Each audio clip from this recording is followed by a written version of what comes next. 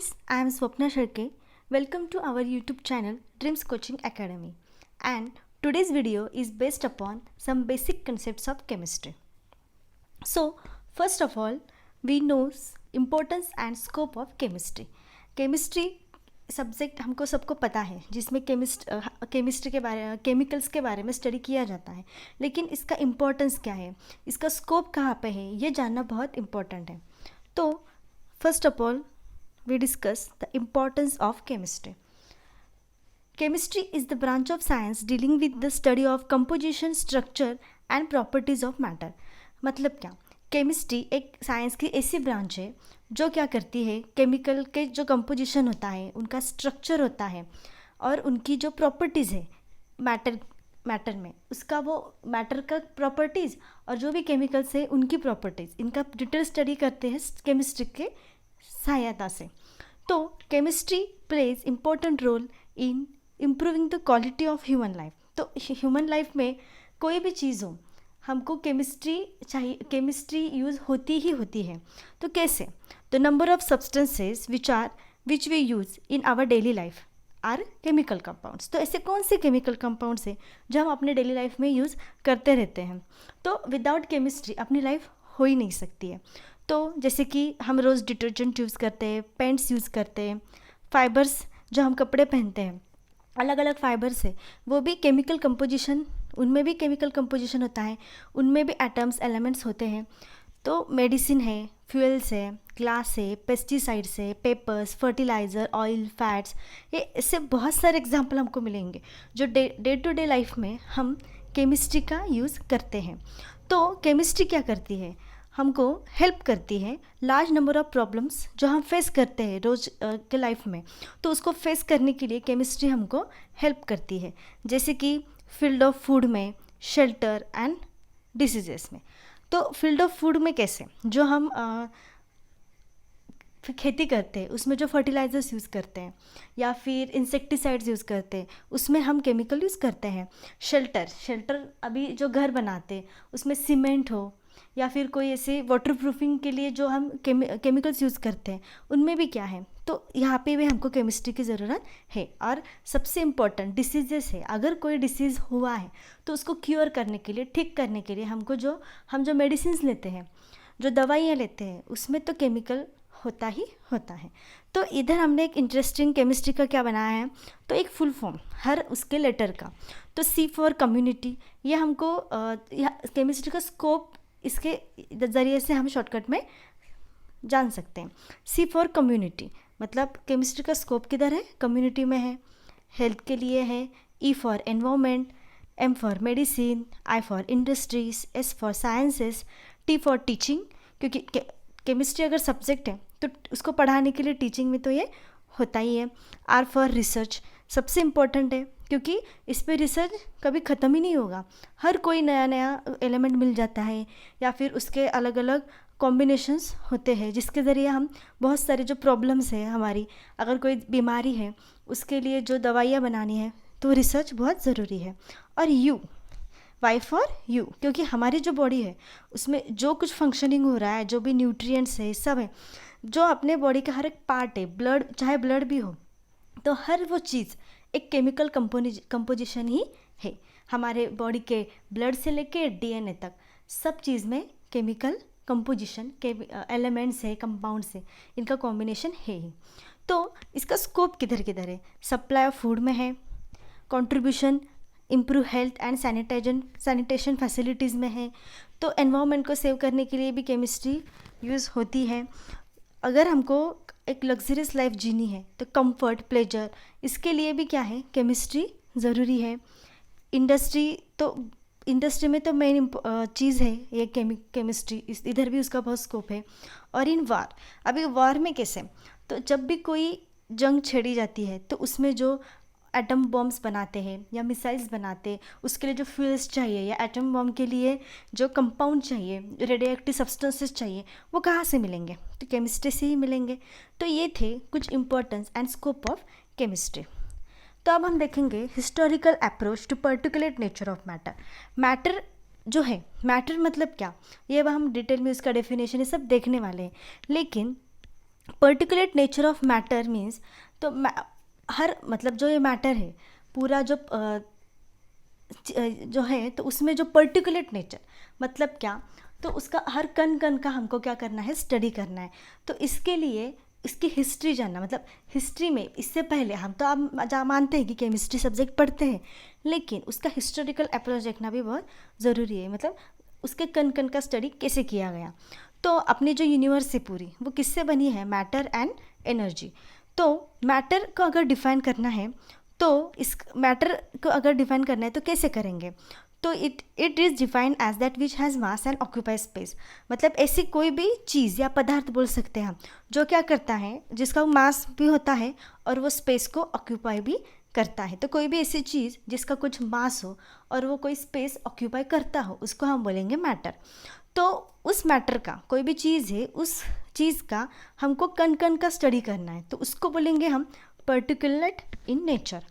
तो अभी देखो, particulate nature, this means between separate bits of matter there are spaces. मतलब कोई भी मैटर है, उसमें अगर हम उसके हर कण का स्टडी करना है, तो उसमें भी क्या होते हैं, बीच बीच में स्पेसेस होते हैं, तो उसमें कुछ मैटर होता नहीं है, तो उसको बोला जाता है एटॉमिक नेचर ऑफ मैटर। मतलब अगर कोई मैटर है, उसमें का हम अगर हर एटम उसके स्पेस स्ट्रक्चर अगर हम देखेंगे, तो उसमें क्या होता है, कुछ स्पेस सेपरेट बिट्स होते हैं, और उन बिट्स में क्या होती है, थोड़ी थोड़ी स्पेस होती है। तो उस स्पेसेस को हम क्या बोलेंगे साइंस की भाषा में, एटॉमिक नेचर ऑफ मैटर। तो ये किसने पहले एग्री किया, तो ग्रीक फिलोसोफर ल्यूसिपस और उसका जो स्टूडेंट था डेमोक्रिटस। तो इन्होंने फर्स्ट ये आइडिया निकाली है अबाउट 440 BC, तो बिफोर क्रिश्चियन एरा।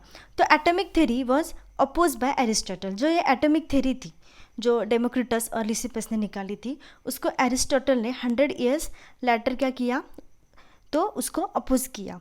तो उन्होंने क्या बोला, that all space is filled with matter, that there are no empty spaces.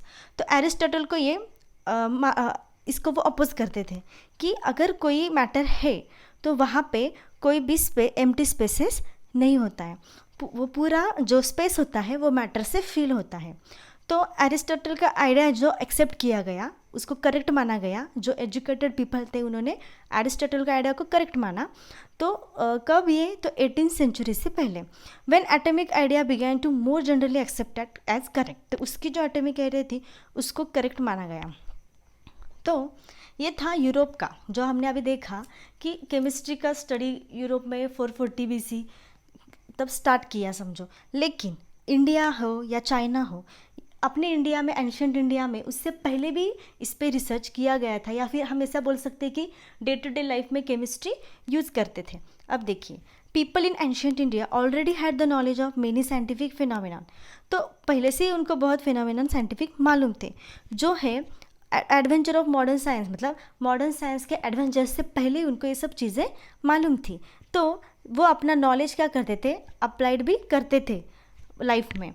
तो chemistry is develop mainly in the form of Alchemy and electrochemistry. मतलब जब वो केमिस्ट्री यूज़ करते थे डे टू डे लाइफ में, तो कैसे करते थे, हमको पता है पुराने ज़माने में कोई हॉस्पिटल वगैरह नहीं था। एक वैद्य आता था जो क्या करता था, जड़ी बूटी वगैरह देता था। तो जड़ी बूटी मतलब क्या, उसमें का जो केमिकल कंपोजिशन है वही मेडिसिनल प्रॉपर्टीज़ वाला, वही वो हमको देता था। तो ये अल्केमी और इलेक्ट्रोकेमिस्ट्री में वही सब चीज़ें आती है, जिसमें इसको रस विद्या भी, अल्केमी को हम रस विद्या भी बोल सकते हैं, और इलेक्ट्रोकेमिस्ट्री तो मेडिसिन। तो ये अपने इंडिया में पहले से यूज़ करते थे डिसीज़ क्योर करने के लिए। तो कब यूज़ करते थे, तो 1300 to 1600 CE, क्रिश्चियन एरा में। तो modern chemistry took shape in 18th century in Europe. तो यूरोप में 18th सेंचुरी में मॉडर्न केमिस्ट्री, जो हमने एरिस्टोटल का देखा, तब वहाँ पे केमिस्ट्री शेप ले रही थी या बढ़ रही थी। लेकिन उससे पहले अपने इंडिया में ये सब यूज़ किया जाता था केमिस्ट्री का, वो भी डे टू डे लाइफ में। तो specially Chinese and Indian had their own alchemical tradition. मतलब चाइना और इंडिया में भी क्या होता था, उनका खुद का अल्केमिकल ट्रेडिशंस था।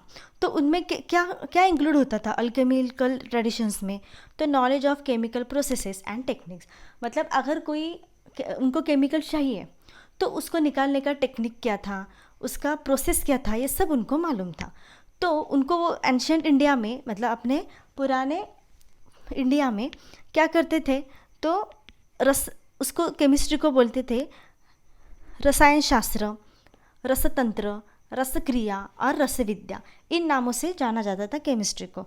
तो इसमें मेटलर्जी भी इंक्लूड होती थी, मेडिसिन्स भी इंक्लूड होते थे, तब भी कॉस्मेटिक्स का मैन्युफैक्चरिंग होता था, ग्लास बनाते थे, अलग अलग डाइज भी बनाते थे, मतलब वो उसको यूज़ करते थे। लेकिन अपने इंडिया में उसको बोला जाता था रसायन शास्त्र, रसतंत्र, और बाद में 18th सेंचुरी के बाद हम उसको मॉडर्न केमिस्ट्री बोलने लगे।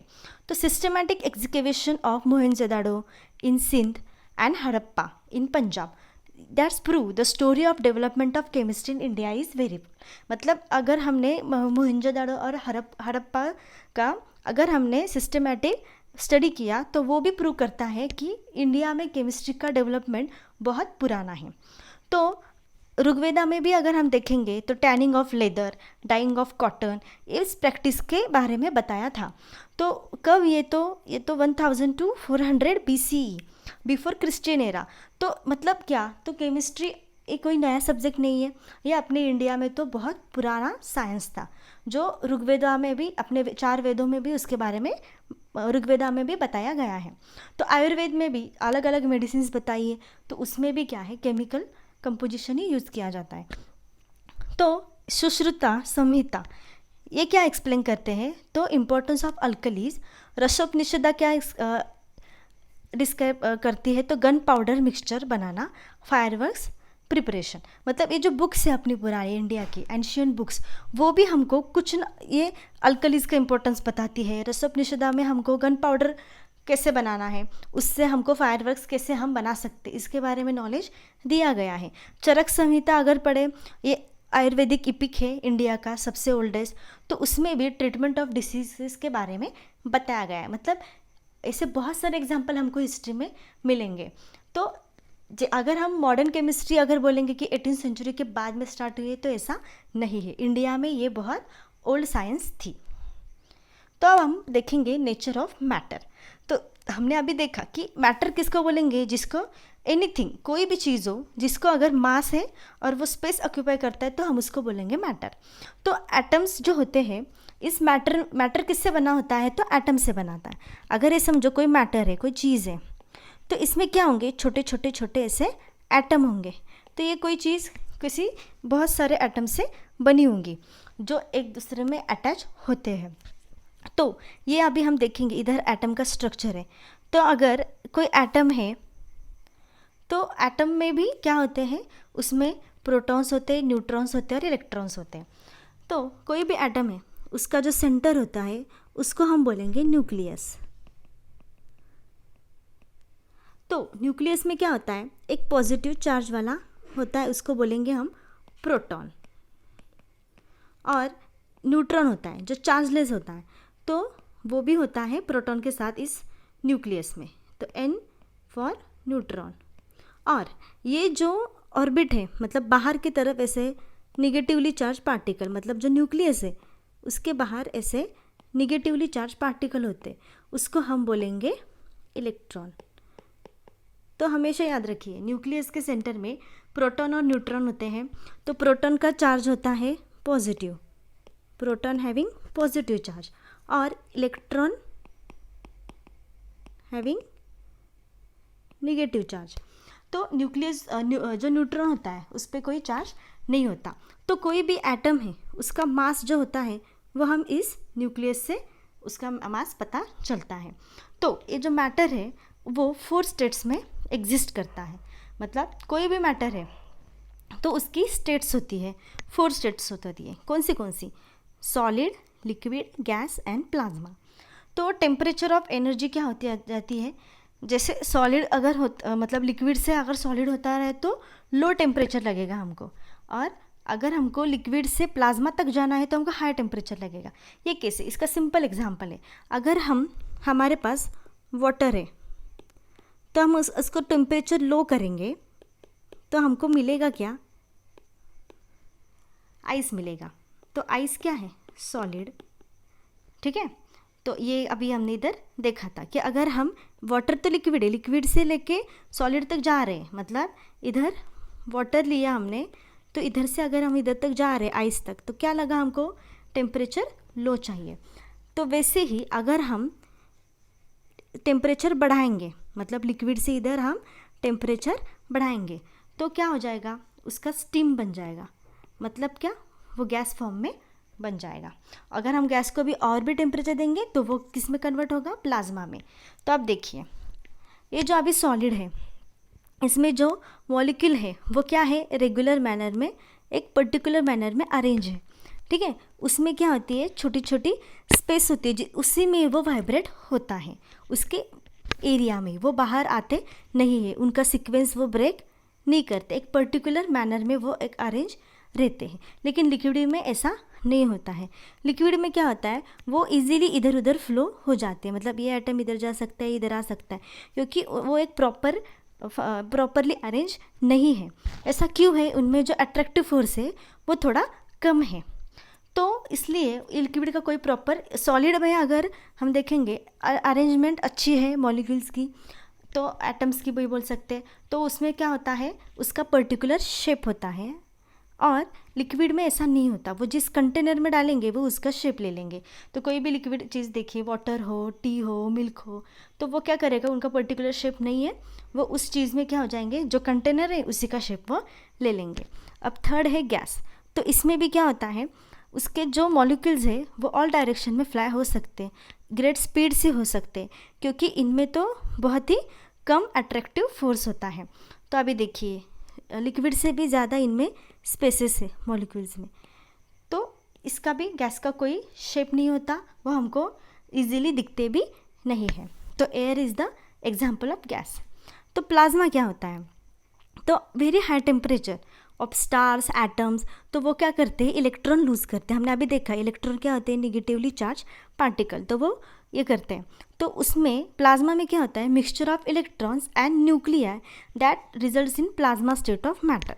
मतलब कोई भी न्यूक्लियाई होता है और उसमें निगेटिव इलेक्ट्रॉन्स भी होते हैं, तो उससे इसका जो कॉम्बिनेशन है, तो इसको हम बोलेंगे कि प्लाज्मा स्टेट ऑफ मैटर। अभी हम कुछ इंपॉर्टेंट डेफिनेशंस देखेंगे। मैटर तो अभी देखा हमने कि anything that has mass and tech space by having volume, तो उसका पर्टिकुलर वॉल्यूम होता है, वेट होता है। तो अब हम देखेंगे प्योर सब्सटेंस किसे बोलेंगे। तो pure substance is defined as the substance that are free from any kind of mixture. तो ऐसा सब्सटेंस जो मिक्सचर नहीं होता किसी चीज़ का, contain only one kind of particle, मतलब उसमें एक ही टाइप का पार्टिकल होगा। तो इसके एग्जाम्पल है iron, aluminium, silver and gold. ये नेचर में क्या होते हैं, ये सेपरेट प्योर फॉर्म में होंगे। तो कैसे प्योर फॉर्म में, iron Fe, aluminium Al, silver Ag, gold Au, मतलब क्या, तो ये हमको प्योर फॉर्म में ही मिलेंगे, इनमें कोई मिक्सचर नहीं होता। इनके मिक्सचर से हम कुछ बना सकते हैं, लेकिन ये जो मिलते हैं तब प्योर फॉर्म में मिलते हैं, तो इसको हम बोलेंगे प्योर सब्सटेंसेस। मिक्सचर किसको बोला जाएगा, it is defined as the material made up of two or more different substances which are physically combined and mix with each other without participating in a chemical change। मतलब क्या, mixture ऐसे material होता है कि जिसमें हम दो और उससे ज़्यादा एटम यूज़ करके उसको फिजिकली कंबाइन कर सकते हैं। मतलब हमको इधर कोई केमिकल रिएक्शन में वो जाएंगे नहीं, लेकिन फिजिकली वो मिक्स हो सकते, जैसे कि क्रूड ऑयल हो, सी वाटर हो। सी वाटर में देखो, उसमें वाटर भी है, सॉल्ट भी है, अदर मिनरल्स भी है, एयर में भी बहुत सारे गैसेस मिक्स होते हैं, तो फिजिकली मिक्स है, इसमें कोई केमिकल चेंज नहीं होता है। इंक है, इंक में बहुत सारे डाइज का मिक्सचर होता है, गन पाउडर है। तो अब हम देखेंगे मिक्सचर के दो टाइप है, तो होमोजीनियस मिक्सचर। तो होमोजेनियस मिक्सचर को कैसे डिफाइन करेंगे, तो mixture which possess the same properties and combinations through out their mass, मतलब वो सेम प्रॉपर्टीज़ दिखाएंगे और सेम कॉम्बिनेशंस दिखाएंगे पूरा उसका जो मास है उसमें। तो इसके एग्जांपल है एलाइज है, सॉल्ट है, वाटर है और अल्कोहल इन वाटर है। मतलब एक बार वो दोनों मिल गए तो थ्रू आउट उनका मास वैसा का वैसा रहेगा, वो सेम प्रॉपर्टीज़ दिखाएंगे और कॉम्बिनेशंस दिखाएंगे। तो दूसरा टाइप है मिक्सचर्स का हेट्रोजीनियस मिक्सचर। तो इसको डिफाइन कैसे करेंगे, तो मिक्सचर पोजेसेस डिफरेंट प्रॉपर्टीज़, मतलब अभी होमोजीनियस में प्रॉपर्टीज सेम रहती है, कंपोजिशन सेम रहता है, इसमें क्या होता है प्रॉपर्टीज़ भी डिफरेंट हो जाती है और कंपोजिशन भी डिफरेंट होता है, तो उसको तो वो यूनिफॉर्म नहीं रह सकते मिक्सचर में। तो एग्जांपल क्या है, एयर और ऑयल। तो एयर क्या है, हेट्रोजीनियस मिक्सचर है, तो वो अलग अलग प्रॉपर्टीज़ और कंपोजिशंस वो दिखाएंगे। एलिमेंट्स, अगर हमने ऑयल और वाटर को मिक्स कर दिया तो ऑयल का लेयर हमको ऊपर दिखेगा, वाटर नीचे दिखेगा, तो ये वो सेम प्रॉपर्टीज़ और कंपोजिशन नहीं दिखा पाएंगे, तो इसको बोलेंगे हम हेट्रोजीनियस मिक्सचर। अब हम देखेंगे elements. What is mean by elements, हम वर्ड यूज़ तो करते हैं लेकिन उसकी डेफिनेशन क्या है, तो it is constitute the simplest chemical substance, मतलब कोई भी केमिकल है उसका सिंपलेस्ट जो सब्सटेंस है उसको हम बोलेंगे एलिमेंट्स। तो एलिमेंट्स किससे होता है, in which all the atoms are exactly same, मतलब कोई भी एलिमेंट है उसमें जो एटम्स इंक्लूड होते हैं वो एग्जैक्टली सेम होते हैं। अभी देखिए ऑक्सीजन होता है, ऑक्सीजन को हम क्या बोलेंगे, O2। O2 मीन्स क्या, दो ऑक्सीजन है, ये वाला ऑक्सीजन, ये ऑक्सीजन 1 है, ये ऑक्सीजन 2, तो इनके कॉम्बिनेशन से क्या बना है, ये O2 बना। मतलब क्या ये है, इसको हम बोलेंगे ऑक्सीजन को एलिमेंट्स। तो एलिमेंट्स क्यों बोलेंगे, तो इसमें क्या है, एटम्स आर एग्जैक्टली सेम, ठीक है। तो वैसे ही नाइट्रोजन है, हेलियम है, हम जो पीरियोडिक टेबल में जो देखते हैं वो सारे क्या है, एलिमेंट्स हैं। तो अभी देखेंगे कंपाउंड्स का मतलब क्या है।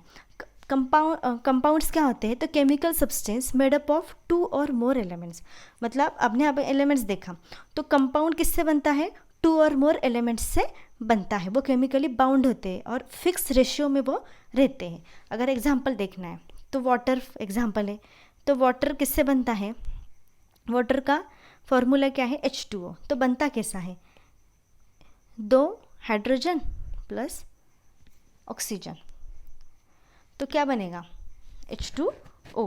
तो ये इसमें क्या है, 2 डिफरेंट सब्सटेंसेस है, तो कौन से, 2 डिफरेंस एलिमेंट्स है, तो कौन से हाइड्रोजन और ऑक्सीजन, तो उससे क्या बना, वाटर बना।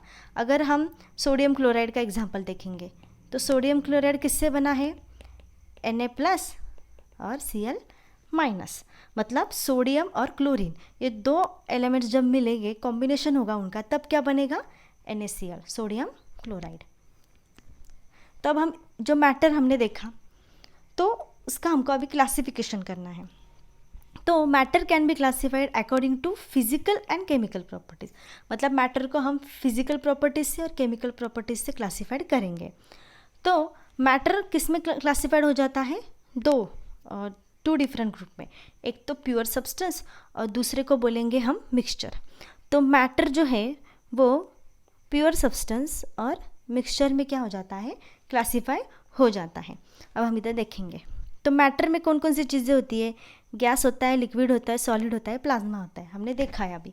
तो उसमें उसका मैटर का क्या हो जाता है, 2 ग्रुप में क्लासिफिकेशन हो जाता है, प्योर सब्सटेंस और मिक्सचर्स। तो प्योर सब्सटेंस भी बाद में उसका क्लासिफिकेशन कैसे करेंगे, तो कंपाउंड और एलिमेंट में। मिक्सचर हमने देखे 2 टाइप, होमोजीनियस और हेट्रोजीनियस मिक्सचर। तो मैटर जो है, तो सॉलिड हो, लिक्विड हो, गैसेस हो, तो वो प्योर सब्सटेंस और मिक्सचर्स में क्लासीफाई होंगे। अभी हम इधर डायग्राम में देख सकते हैं। तो अभी ये जो प्योर सब्सटेंस है उनमें क्या हो जाएगा, एलिमेंट और कंपाउंड्स, क्योंकि कंपाउंड जो है वो एलिमेंट से ही बनते हैं और एलिमेंट्स जो है वो प्योर सब्सटेंसेस से हमको मिलते हैं। तो मिक्सचर है, जो भी मिक्सचर है, तो हमको देखना उसके प्रॉपर्टीज से कि यूनिफॉर्म कंपोजिशन है तो उसको हम बोलेंगे होमोजीनियस, और अगर डिफरेंट कंपोजिशन है उसको बोलेंगे हम हेट्रोजीनियस मिक्सचर। तो इधर एग्जांपल है, एलिमेंट्स का है Fe आयरन मेटल, कंपाउंड है टेबल सॉल्ट NaCl जो हमने पहले देखा है। होमोजीनियस मिक्सचर में आएगा एप्पल जूस। अभी इधर वो क्या दिख रहा है, सेम प्रॉपर्टीज़ दिखा रहा है, तो इसमें एक ही जैसा, वो पानी में अगर मिक्स किया है तो भी एक ही जैसा वो कॉन्सेंट्रेशन दिखा रहा है, कंपोजिशन दिखा रहा है, तो इसको हम बोलेंगे होमोजीनियस का मिक्सचर का एग्जांपल है। और ये सैलड ड्रेसिंग है, इसमें क्या किया है, कंपोजिशन और प्रॉपर्टीज़ थ्रू आउट चेंज होगी, क्योंकि कोई एक चीज़ हमको दिखाई नहीं देंगे, तो इसको बोलेंगे हम हेट्रोजीनियस मिक्सचर। तो केमिकल कॉम्बिनेशन के कुछ लॉज हैं, तो 5 बेसिक लॉज है केमिकल कॉम्बिनेशन के। तो केमिकल कॉम्बिनेशन एलिमेंट्स का अगर करना है तो हमको ये लॉ जानना बहुत इम्पॉर्टेंट है। तो कौन कौन से लॉ है? Law of conservation of mass, law of definite proportions, law of multiple proportions, Gay-Lussac's law of gaseous volume और एवोगाड्रोस लॉ। ये जो लॉज है वो हम डिटेल में नेक्स्ट वीडियो में जानने वाले हैं या पढ़ने वाले हैं।